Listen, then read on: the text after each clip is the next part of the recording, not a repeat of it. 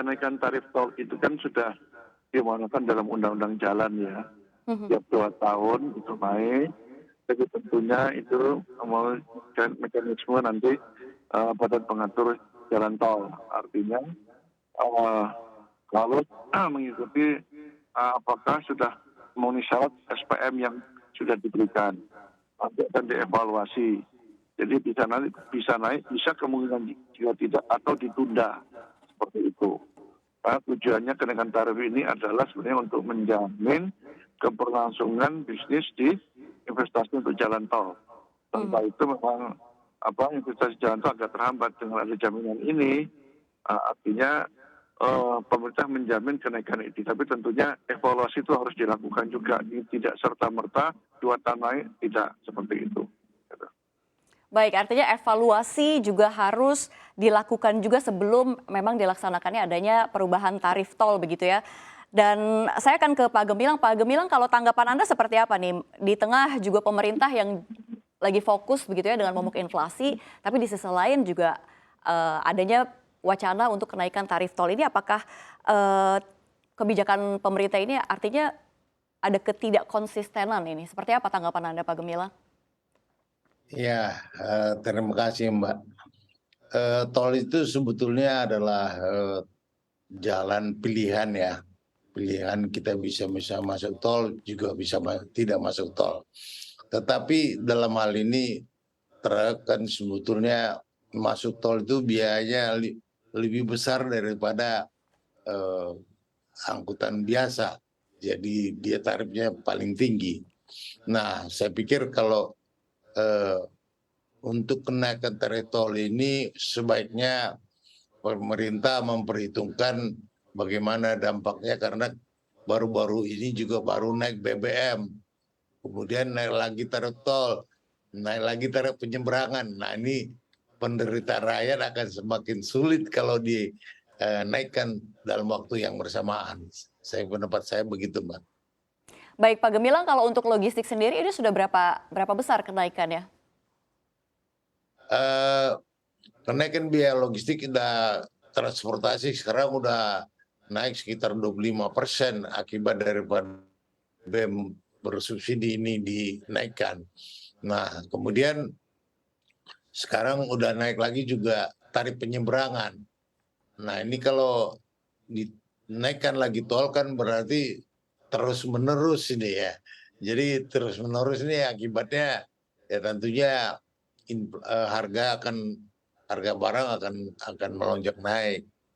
Saya pikir kalau nggak waktunya untuk dinaikkan lagi tol, karena sekarang kita masih sulit dalam menyesuaikan harga ini juga, karena pengguna jasa kita tidak teriak kalau selalu kenaikan ini terjadi begitu. Baik, baik, saya akan ke Pak Joko. Pak Joko, ini kalau menurut Pak Gemilang begitu ya, ini kenaikan sudah mencapai 25%. Ini sebenarnya dampaknya nih apa sih untuk kenaikan tarif tol sendiri? Ya sebenarnya jelas kalau bagi pengusaha itu cukup berat ya. Saya bisa memahami itu. Ya, sekarang tarif kalau penyeberangan juga sudah naik, BBM-nya naik, nanti ditambah tol juga naik. Ini untuk angkutan barang maupun penumpang cukup berat. Namun buat angkutan pribadi mungkin lain. Tadi disebutkan kan alternatif. Alternatif jadi ya pilihan.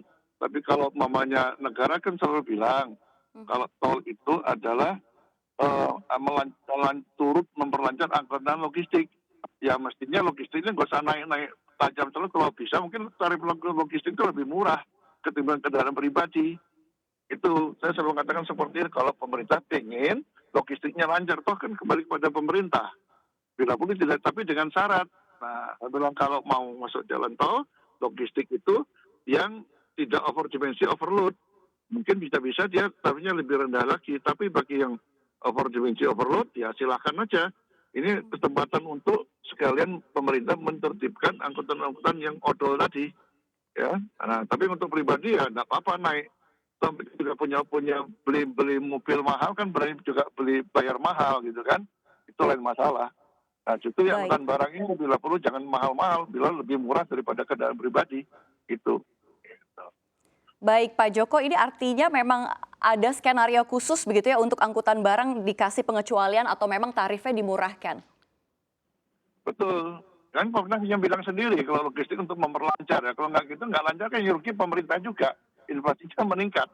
Nah, kalau pribadi naikkan juga nggak apa-apa. Itu kan beda ya. Karena itu orang mampu. Nah, itu caranya. Ini kadang-kadang pemerintah juga terbalik logikanya. Disuruh lancar tapi mahal. Malah mau kan. Mhm. Gitu. Baik, saya kan ke Pak Gemilang. Pak Gemilang, ini kalau memang ada skenario khusus begitu ya untuk angkutan barang, ini dikasih pengecualian atau tarif murah, ini tanggapan Anda seperti apa? Saya pikir itu adalah satu kebijakan yang sangat baik sekali karena kami ini sebetulnya biaya-biaya di jalan ini dan biaya BBM ini hanya perantara aja, Pak. Hmm. Ketika kami menerima beban berat akan kami salurkan kepada pengguna jasa kami.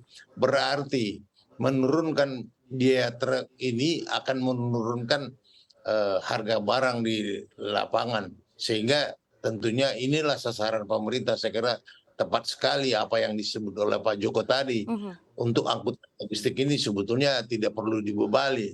Bahkan bila perlu harganya di bawah harga tarif yang diberikan kepada angkutan pribadi sehingga betul-betul angkutan logistik ini bisa lebih ditekan lagi, lebih murah lagi gitu, Pak.